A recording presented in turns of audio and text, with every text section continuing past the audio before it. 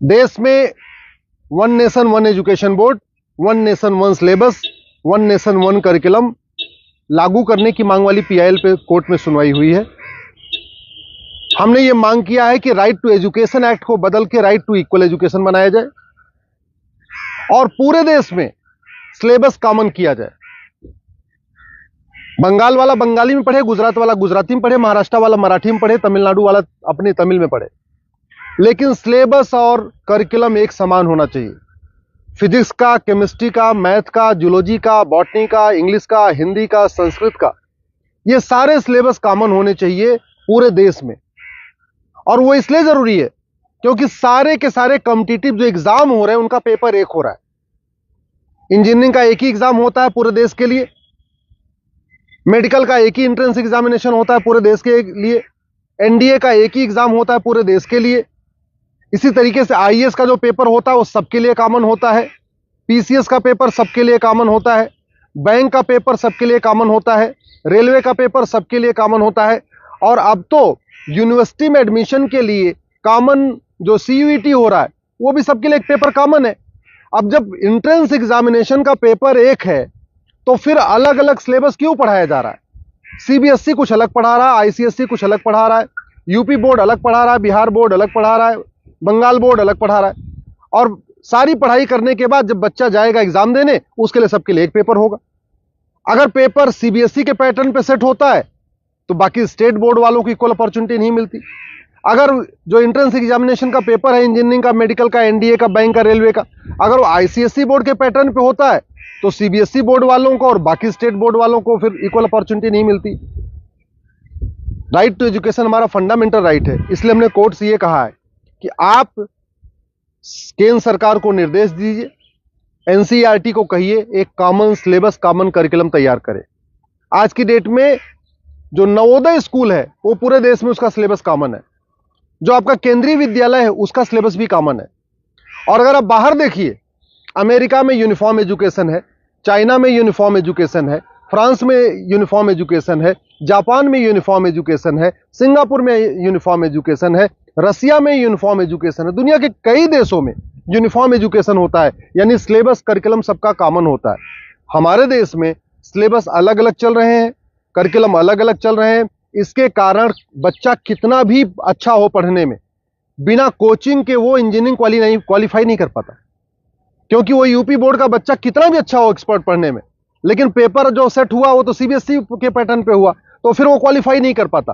Ultimately उसको coaching करना पड़ता है। और मैंने ये भी कोर्ट को कहा है कि ये कोचिंग माफियाओं के दबाव में ही वन नेशन वन एजुकेशन लागू नहीं हो रहा है।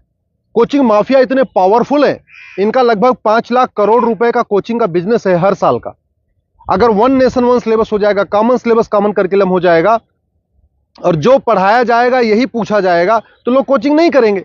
जो मेहनती बच्चे होंगे वो अपनी पढ़ाई करेंगे और उसके बाद एंट्रेंस क्वालिफाई कर लेंगे। लेकिन ये कोचिंग माफियाओं ने ऐसा सिस्टम बना दिया है कि पहली बात तो वन नेशन वन सिलेबस नहीं होने दे रहे, वन नेशन वन एजुकेशन नहीं होने दे रहे, और दूसरा जो 10वीं 12वीं में पढ़ाया जाता है वो एंट्रेंस एग्जाम में पूछा नहीं जाता, जो एग्जाम में पूछा जाता है वो 10वीं 12वीं में पढ़ाया नहीं जाता। इसका मेन ये कारण है कि कोचिंग माफियाओं ने पूरे हमारे एजुकेशन सिस्टम को हाईजैक किया हुआ है।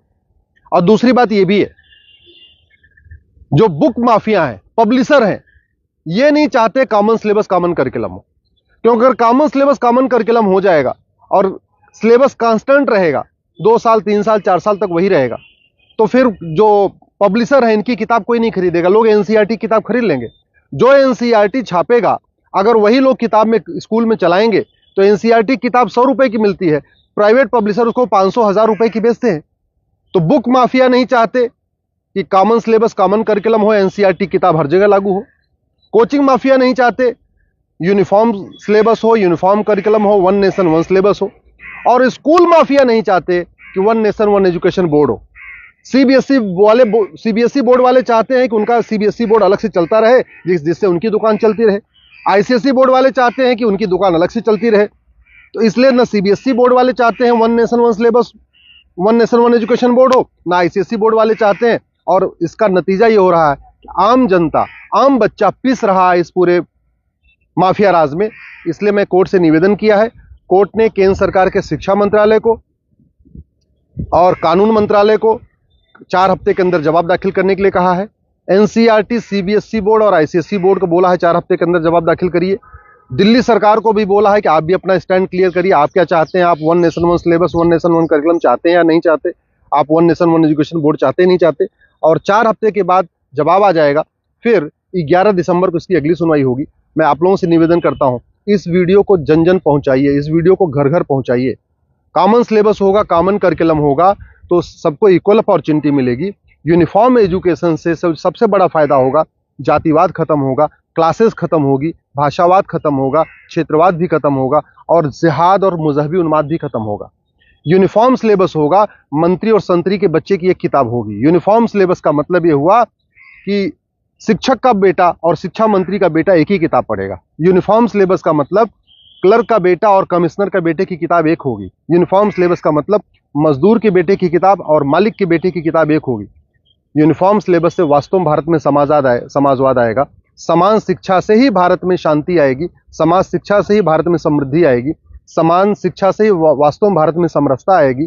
इसलिए मैं आपसे निवेदन करता हूं, समान शिक्षा की मांग करिए। समान नागरिक संहिता से 100 गुना ज्यादा जरूरी है समान शिक्षा। ये जो देश में आप देख रहे हैं ना, आतंकवादियों के समर्थन में रैली निकलती है, जिहादियों के पक्ष में लोग खड़े हो जाते हैं, युद्ध हो रहा है इजराइल में और रैली निकल रही है आतंकवादियों के समर्थन में भारत में। ये क्यों? क्योंकि यहाँ मैकाले शिक्षा चल रहा है, मदरसा शिक्षा चल रहा है और मिशनरी शिक्षा चल रहा है। ये मैकाले शिक्षा खत्म होनी चाहिए, मिशनरी शिक्षा खत्म होनी चाहिए, मदरसा शिक्षा खत्म होनी चाहिए, सीबीएसई आईसीएसई बोर्ड खत्म होना चाहिए। केवल एक देश एक शिक्षा बोर्ड यानी भारतीय शिक्षा बोर्ड होना चाहिए और वन नेशन वन सिलेबस यानी पूरे देश का सिलेबस एक समान होना चाहिए। उसी से भारत में शांति होगी और समृद्धि होगी।